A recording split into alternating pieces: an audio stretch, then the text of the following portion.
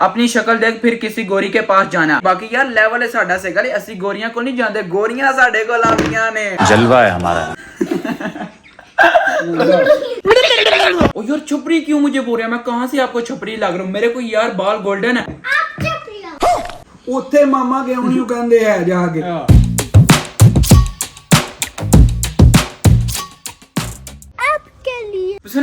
अस्सलाम वालेकुम, मैं कहता हूँ आप सब जाऊंगा मैं अल्हम्दुलिल्लाह ठीक हूँ। आ जाओ का भाई ना रीड करने लगा हेट कमेंट से गले मेरी एडी गंदी उड़ा दी, अपने प्यो से गए पुटे पुटे कमेंट कर दिए।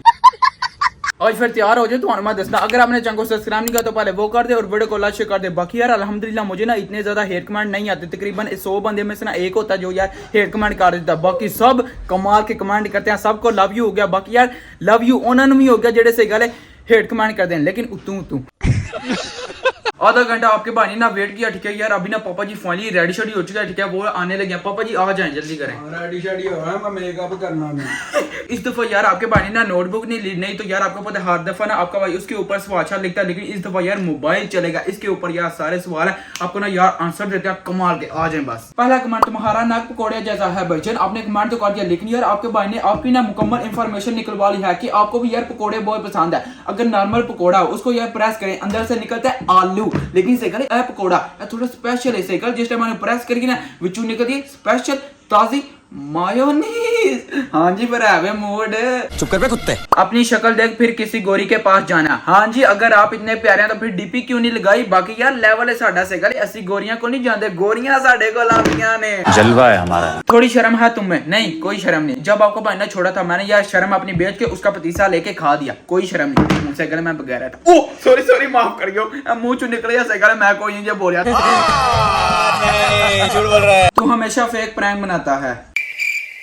ओ यार आपका भाई ना रियल प्रैंक बनाता है, कितनी दफा मैं बता चुका हूँ। पापा जी एक मिनट इधर आ यार, कितनी दफा मैं पहले भी इसका आंसर दे चुका हूँ कि यार वाकई रियल होते हैं, लेकिन यार कोई यकीन ही नहीं करता। पापा जी ने दसो से गले मैं कोई पागल तो नहीं से गले एडे लितर खां। पापा जी की करते ने बंदे? ਪਤਾ ਕੀ ਗੱਲ ਉਹਨਾਂ ਨੂੰ ਮੈਨੂੰ ਸ਼ੱਕ ਪਤਾ ਕਿ ਉਹਨਾਂ ਨੂੰ ਐਂ ਲੱਗਦਾ ਕਿ ਤੇਰਾ ਪ੍ਰੈਂਕ ਫੇਕ ਹੁੰਦੇ ਨੇ।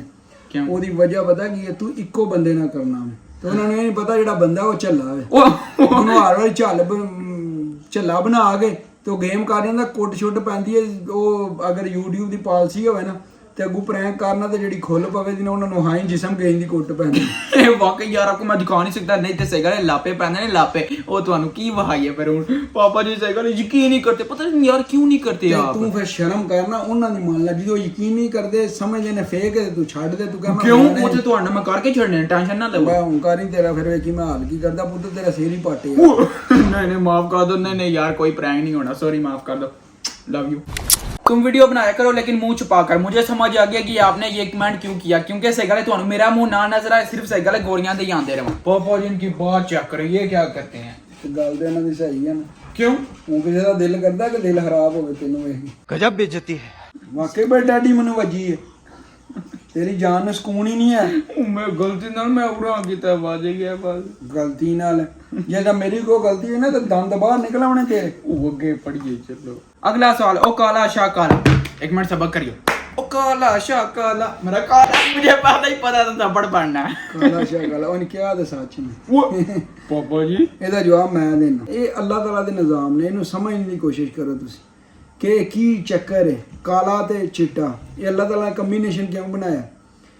ਅਗਰ ਬਲੈਕ ਨਾ ਹੋਵੇ ਤੇ ਵਾਈਟ ਦਾ ਤੁਹਾਨੂੰ ਮਜ਼ਾ ਨਾ ਆਵੇ, ਅਗਰ ਵਾਈਟ ਨਾ ਹੋਵੇ ਤੇ ਤੁਹਾਨੂੰ ਬਲੈਕ ਦਾ ਮਜ਼ਾ ਨਾ ਆਵੇ। ਇਹ ਕੰਬੀਨੇਸ਼ਨ ਹੈ। ਜਿਸ ਨਾਲ ਗਹਿਰੀ ਰਾਤ ਹੁੰਦੀ ਹੈ ਨਾ ਤੇ ਉਸ ਤੋਂ ਬਾਅਦ ਸਵੇਰ ਜਿਹੜਾ ਸੂਰਜ ਨਿਕਲਦਾ, ਦਿਨ ਚੜ੍ਹਦਾ ਤੇ ਜੋ ਉਹਦੀ ਖੂਬਸੂਰਤੀ ਹੁੰਦੀ ਹੈ ਉਹਦਾ ਮਜ਼ਾ ਉਹਨੂੰ ਹੀ ਪੁੱਛੋ ਜਿਹੜਾ ਉਹ ਚੀਜ਼ ਨੂੰ ਸਮਝਣ ਵਾਲਾ ਹੈ। वाकई ਤੇ ਜਾਂ ਫਿਰ ਜਿਹੜੀ ਰਾਤ ਹੁੰਦੀ ਹੈ ਗਹਿਰੀ, ਪੂਰਾ ਦਿਨ ਜਿਹੜਾ ਮਜ਼ਦੂਰ ਮਜ਼ਦੂਰੀ ਕਰਕੇ ਆਉਂਦਾ, ਜਿਹੜਾ ਧੁੱਪ ਹਨੇਰਾ ਹੁੰਦਾ ਹੈ, ਗਹਿਰੀ ਰਾਤ ਹੁੰਦੀ ਹੈ ਤੇ ਜਿਹੜਾ ਲੁਤਫ ਉਹਨੂੰ ਮਿਲਦਾ ਉਹ ਹਨੇਰੇ ਦਾ, ਅੰਧੇਰੇ ਦਾ, ਕਾਲੇਪਨ ਦਾ, ਇਹ ਉਹਨੂੰ ਪੁੱਛੋ।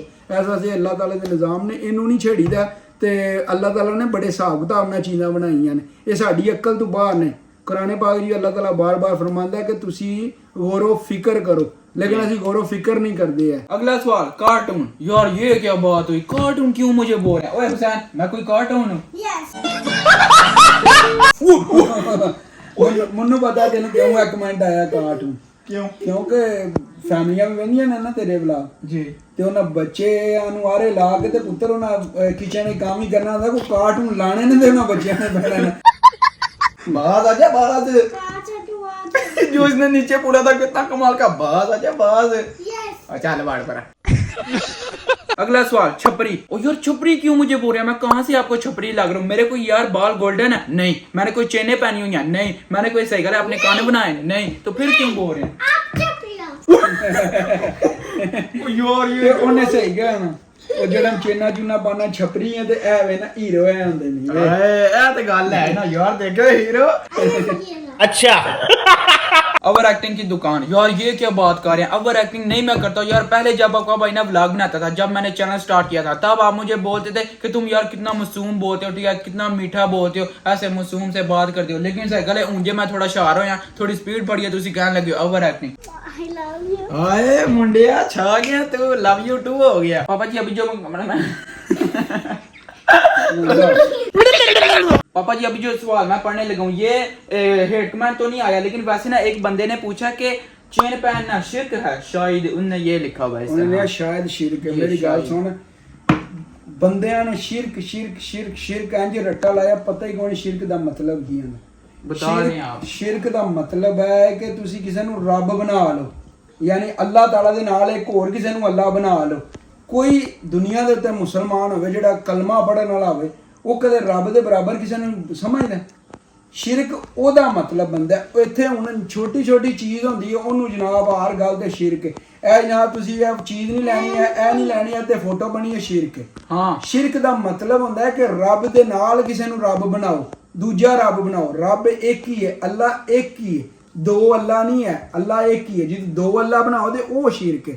ਤੇ ਦੂਜਾ ਹੁਣ ਇਸ ਮੌਜੂ ਨਾਲ ਤੂੰ ਗੱਲ ਕੀਤੀ ਹੈ, ਮੈਨੂੰ ਕੱਲ ਹੀ ਮੈਂ ਕਮੈਂਟ ਪੜ੍ਹਦਾ ਪਿਆ ਹਾਂ ਤੇ ਹੁਣ ਮਾਸ਼ਾਅੱਲਾ ਤੂੰ ਅੱਗੋਂ ਵੀਡੀਓ ਵੀ ਬਣਾਉਣੀਆਂ ਨੇ ਤੇ ਮਹੀਨਾ ਵੀ ਮਿਲਾਦ ਦਾ ਬੰਦਿਆਂ ਨੂੰ ਬਹੁਤ ਜ਼ਿਆਦਾ ਤਕਲੀਫ ਹੁੰਦੀ ਹੈ ਜਦੋਂ ਮਿਲਾਦ ਸ਼ਰੀਫ ਆਉਂਦਾ ਹੈ। ਮਿਲਾਦ ਸ਼ਰੀਫ ਆਉਂਦਾ, ਇਹ ਲਾਈਟਾਂ ਲਾਈਆਂ ਨੇ ਜੀ, ਇਹ ਘਰ ਸਜਾਏ ਨੇ ਜੀ, ਇਹ ਕਿਸੇ ਮਾੜੇ ਬੰਦਿਆਂ ਨੂੰ ਦਿਓ, ਤੁਸੀਂ ਲਾਈਟਾਂ ਤੇ ਲਾਉਣ ਲੱਗੇ ਹੋ।